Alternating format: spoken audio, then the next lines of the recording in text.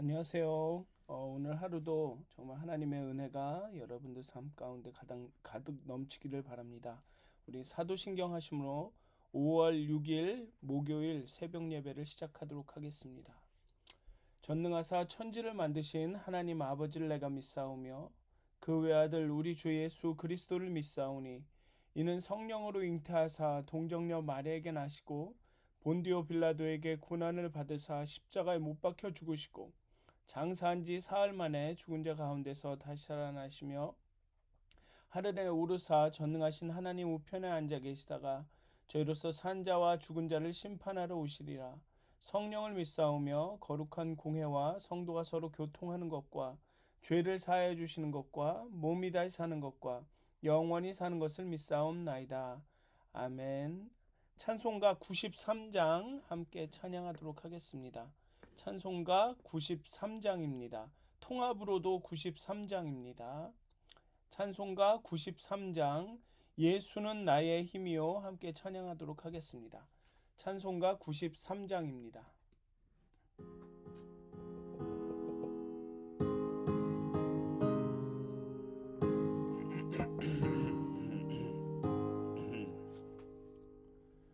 예수는 나의 힘이요 내 생명 되시니 구주 예수 떠나 살면 죄 중에 빠지리 눈물이 앞을 가리고 내 맘에 근심 쌓일 때 위로하고 힘 주실 주 예수 예수는 나의 힘이요 내 친구 되시니 그네를 간구하면 풍성히 받으리 햇빛과 비를 주시니 주수할 곡식 많도다 귀한 열매 주시느니 주 예수 예수는 나의 힘이요 내 기쁨 되시니 그 명령을 준행하여 늘 충성하겠네 주야로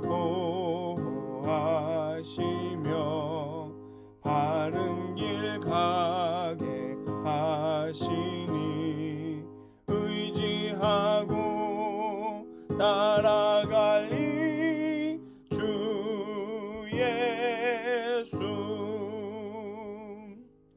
예수는 나의 힘이요 내 소망 되시니 이 세상을 떠나갈 때 곧 영생 얻으리 한없는 복을 주시고 영원한 기쁨 주시니 나의 생명 나의 기쁨 주 예수 아멘. 찬송가 94장 한 장 더 찬양하시겠습니다. 찬송가 94장입니다. 통합으로는 102장이 되겠습니다. 찬송가 94장 주 예수보다 더 귀한 것은 없네 함께 찬양하도록 하겠습니다.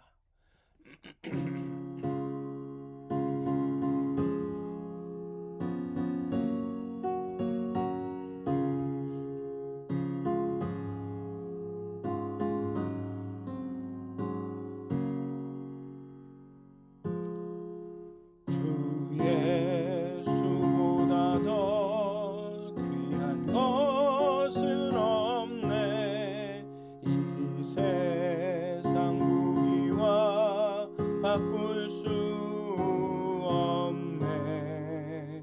영 죽은 내 대신 돌아가신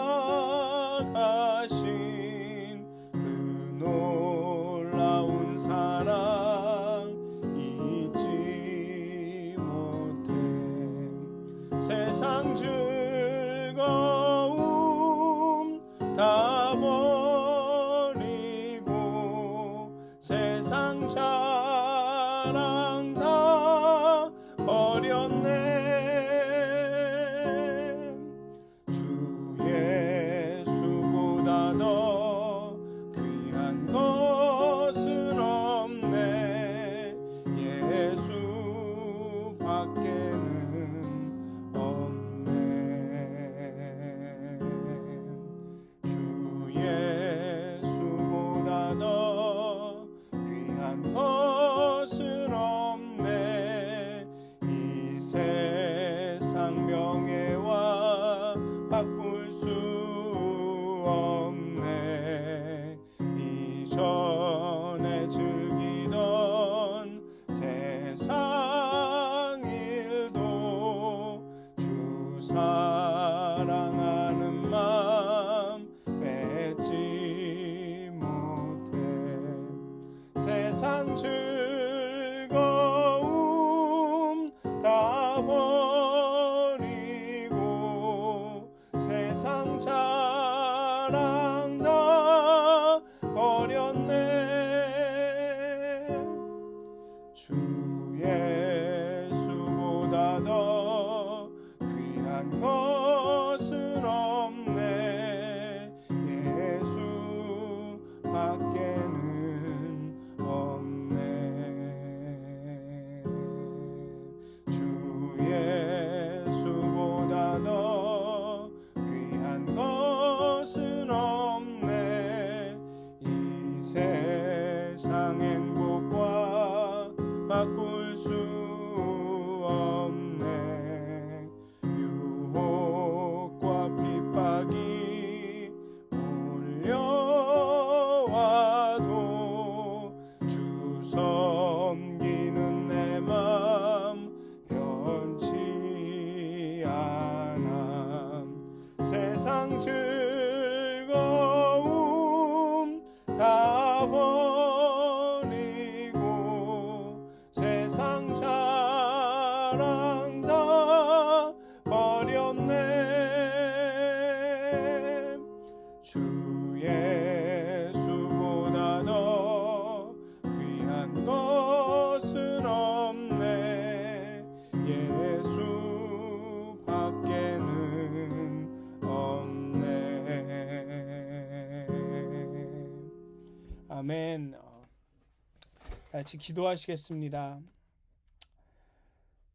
예수를 통해서 하나님, 정말 하나님이 온전히 드러나셨습니다. 예수를 통해서 하나님의 뜻이, 하나님의 성품이, 하나님의 사랑이 온전히 드러났습니다. 정말 그 예수를 우리의 삶의 중심으로 삼기 원합니다. 예수는 나의 힘이요 나의 능력이시라 고백하며 그 고백을 살아나가기 원합니다. 정말 예수 이름 밖에는 더 귀한 것이 없네라고 찬양한 것처럼 정말 예수의 이름이 우리에게 참 소중한 것이, 정말 그리스도시요 주이신 예수님이 우리 삶에 정말로 주인으로, 정말 그리스도로 나타날 수 있도록 하나님 이 아침에 우리 마음을 하나님의 영으로, 그리스도로, 예수로 가득 채워주시옵소서. 정말 예수를 주로 삼아 정말 우리 마음에 두고 살아가는 그런 하루가 되게 하여 주시옵소서. 감사합니다. 예수님의 이름으로 기도하였습니다. 아멘. 오늘 함께 나누시는 말씀은 사도행전 4장 1절부터 12절까지의 말씀입니다. 사도행전 4장 1절부터 12절까지의 말씀입니다. 제가 봉독하도록 하겠습니다. 사도들이 백성에게 말할 때 제사장들과 성전 맡은 자와 사두개인들이 이르러 예수 안에 죽은 자의 부활이 있다고 백성을 가르치고 전함을 싫어하여 그들을 잡음에 날이 이미 저물었으므로 이튿날까지 가두었으나 말씀을 들은 사람 중에 믿는 자가 많으니 남자의 수가 약 5천이나 되더라. 이튿날 관리들과 장로들과 서기관들이 예루살렘에 모였는데 대제사장 안나스와 가야바와 요한과 알렉산더와 및 대제사장의 문중이 다 참여하여 사도들을 가운데 세우고 묻되 너희가 무슨 권세와 누구의 이름으로 이 일을 행하였느냐. 이에 베드로가 성령이 충만하여 이르되 백성의 관리들과 장로들아,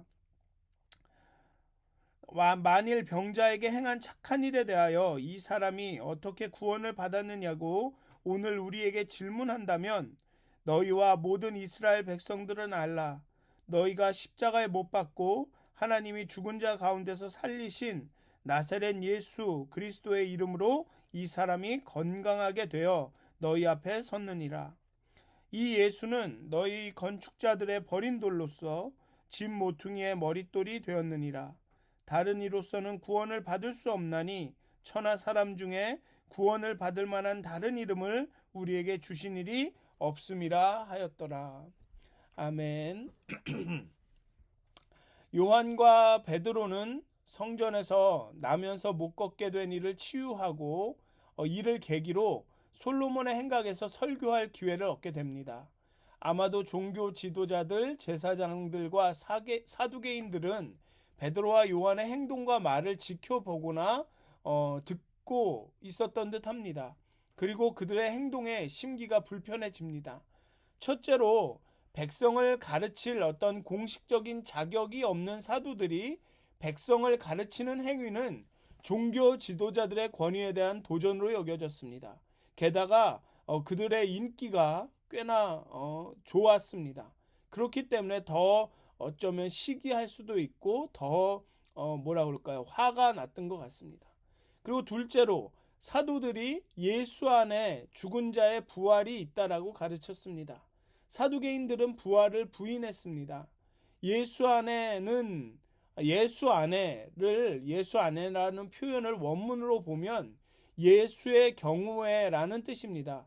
어쩌면 제자들은 예수님은 하나님이시기에 하나님의 아들이시기에 부활하셨다. 부활을 통해 예수님이 하나님임을 하나님의 아들임을 나타내셨다. 그리스도가 주가 되셨다라고 가르쳤을 것입니다. 그러나 사두개인이 보기에 예수는 하나님이 아니라 그냥 인간이므로 부활은 가능하지 않은 것입니다. 즉 그냥 일반의 부활을 이야기한 게 되죠. 제자들이. 그렇기 때문에 제자들의 가르침은 신성모독인 것이었습니다. 유대인들에게, 종교 지도자들에게. 그래서 종교 지도자들은 이 두 가지 이유로 이들을 잡아 가두었습니다. 그러나 믿는 자들의 수가 많으므로 크게 다른 처벌은 내리지 못하고 공회로 데리고 갑니다. 물론 여기에 공회라는 언급은 없지만 관리, 장로들, 서기관들 거기에 모인 사람들의 이름을 면면을 보면 이것이 공회임을 알 수가 있습니다. 공회는 유대인의 사법기관인 사내드린입니다. 거기에서 사내드린은 사법기관으로서 유대인들 사이에 일어나는 그 범죄를 해결하고 그 범죄자들을 처벌할 수 있는 권한이 있었습니다. 그렇지만 사형 선고는 오직 로마 정부만이 가능했습니다. 그런데 거기에도 또 예외가 있는데 이 성전을 더럽히거나 신성모독에 관한 일을 행한 사람에게 한해서만 사내들인이 사형 선고를 내릴 수 있었습니다. 그래서 아마 베드로와 요한에게도 그런 어떤 최고형을 내리기 위해서 이 사내들인을 소집한 것 같습니다. 이 사내들인 이 공회원들은 반원 형태로 둘러앉아 그 가운데 두 사도를 세우고 신문을 시작한 것으로 보입니다. 그들의 질문은 이것입니다. 너희가 무슨 권세와 누구의 이름으로 이 일을 행하였느냐? 라고 질문을 합니다.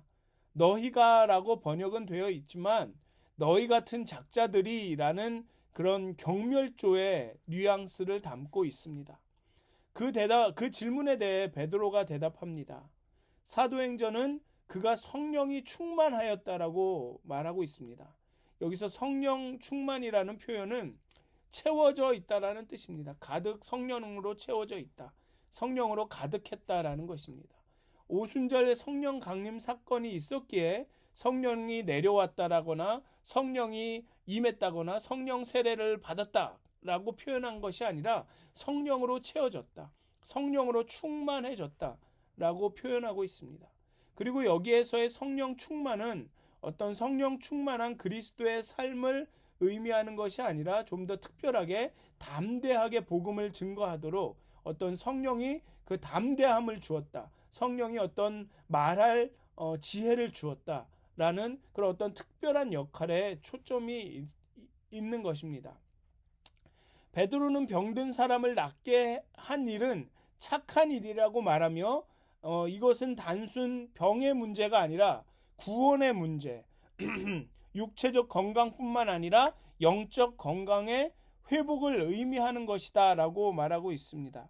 여기 보면 만일 병자에게 행한 착한 일에 대하여 이 사람이 어떻게 구원을 받았느냐고, 이 사람을 어떻게 치료했느냐라고 질문한 것에 대하여 이 사람들은 어떻게 구원을 받았느냐고, 오늘 우리에게 질문을 한다면이라고 베드로는 대답하고 있습니다. 즉, 이 병든 사람을 낫게 한 일은 착한 일이기도 하지만 이것은 구원에 관한 일이다. 단순히 병을 낫게 한 것이 아니다. 구원을 임하게 한 것이다. 따라서 다른 누구도 아닌 주시오 그리스도이신, 즉 구원자이신 예수의 이름으로 이 일을 행하였다라고 말하고 있습니다. 또 너희가 십자가에 못 박은 예수라 하여 유대 지도자들의 책임을 부각하고 하나님이 죽은 자 가운데서 살리신이라며 종교자들의 행위와 하나님의 행위를 이렇게 비교함으로써 종교자들의 그런 어떤 책임을 더욱더 부각시키고 있습니다.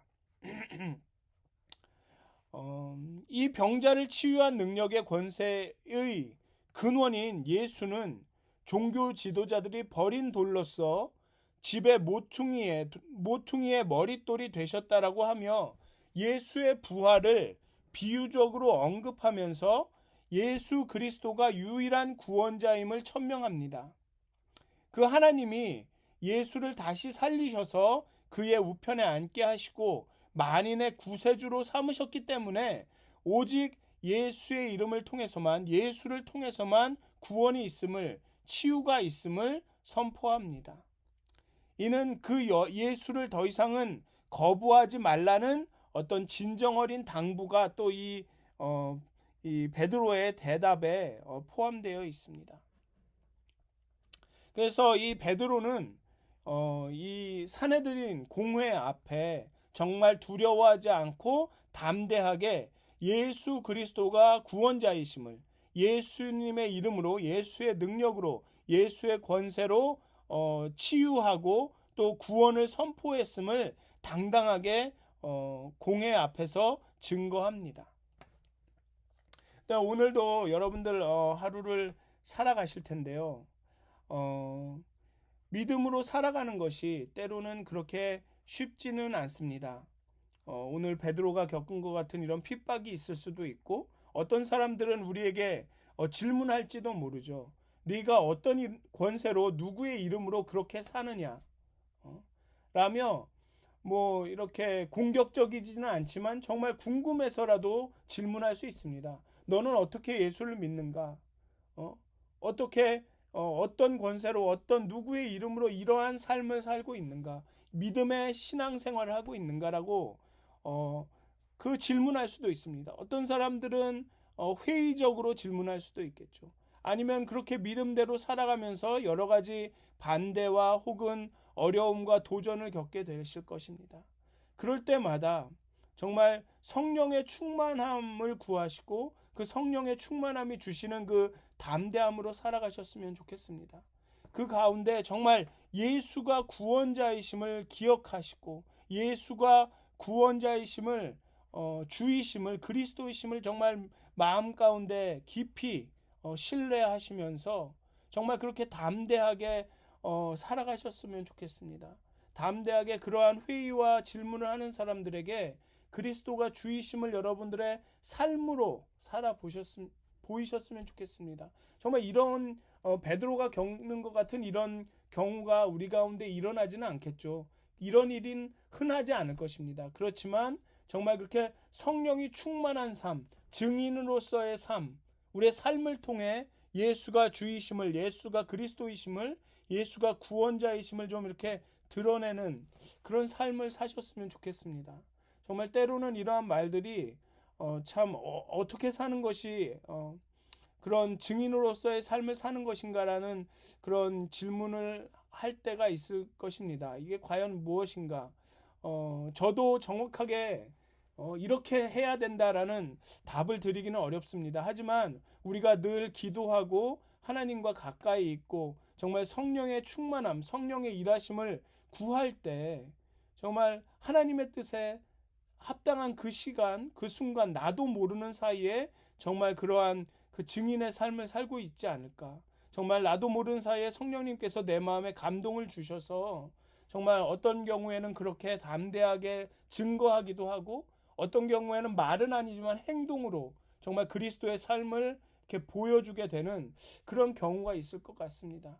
그렇기 때문에 정말 예수가 구원자이심을 주이심을 늘 기억하시면서 정말 성령의 충만함을 구하시면서 정말 어느 때나 정말 예수 그리스도와 함께하는 그 삶을 살아가신다라는 의식 가운데 살아가셨으면 좋겠습니다.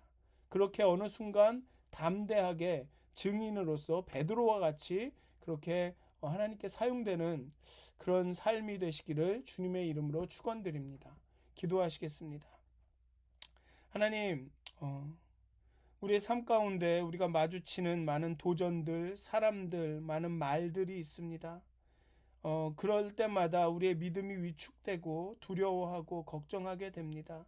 하지만 오늘 본문을 보면 베드로는 성령이 충만하여서 담대하게 자신의 믿음을 그리스도에 대한 예수 그리스도에 대한 자신의 믿음을 당당하게 선포합니다. 하나님이 보내신 예수 그리스도에 대한 믿음, 또 그 예수 그리스도의 이름으로 자신들이 하고 있는 그 사역에 대한 그 삶에 대한 확신을 담대하게 선포했습니다. 하나님, 우리 삶 가운데 있는 많은 어려움과 도전들 가운데 우리의 믿음이 흔들리지 않고 담대하게 우리의 믿음을 표현하고 살아내고 말할 수 있도록 하나님 우리에게 담대함을 주시고 성령의 충만함을 주시옵소서. 정말 하나님과 예수 그리스도로 인한 그 삶, 우리 가운데 하나님의 사랑과 은혜가 충만한 그 삶을 정말 살아낼 수 있도록 하나님 우리에게 힘 주시고 용기 주시옵소서. 감사합니다. 예수님의 이름으로 기도하였습니다. 아멘. 하늘에 계신 우리 아버지여, 이름이 거룩히 여김을 받으시오며 나라가 임하옵시며 뜻이 하늘에서 이루어진 것 같이 땅에서도 이루어지이다. 오늘 우리에게 일용할 양식을 주옵시고 우리가 우리에게 죄 지은 자를 사하여 준 것 같이 우리의 죄를 사하여 주옵시고 우리를 시험에 들게 하지 마옵시고 다만 악에서 구하옵소서. 나라와 권세와 영광이 아버지께 영원히 있사옵나이다. 아멘. 평안한 하루 되시길 기도합니다.